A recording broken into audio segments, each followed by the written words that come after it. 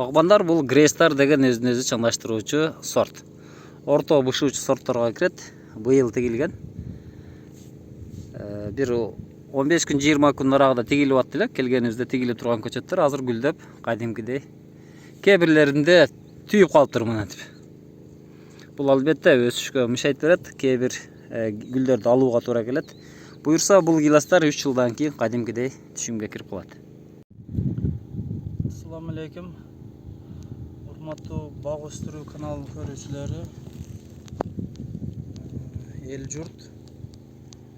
Биз ушундай нарсыз жайыттан 20 гектар жерди алып өздөштүрүүгө бак тиккен атабыз. Мына бакты тиктик. Кудайга шүгүр багыбыз жакшы көктөп берди. Анан бул гиластардын сорттору Red Gigant, Frisco, анан Greystar.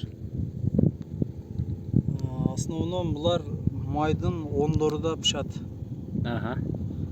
Майдын ондордон уже булар экспортко багытталган көчөттөр.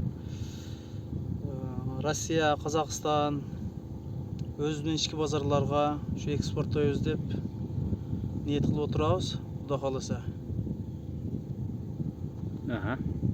Экскаваторда казылган. Экскаваторда каздырып, астыдан өзүнүн бир витаминдерин берип, анан эктик.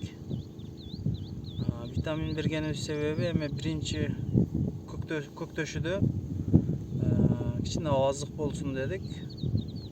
Эртерээк үчүр ачып, жакшы көктөшү үчүн ошо витаминдерин берип эктик.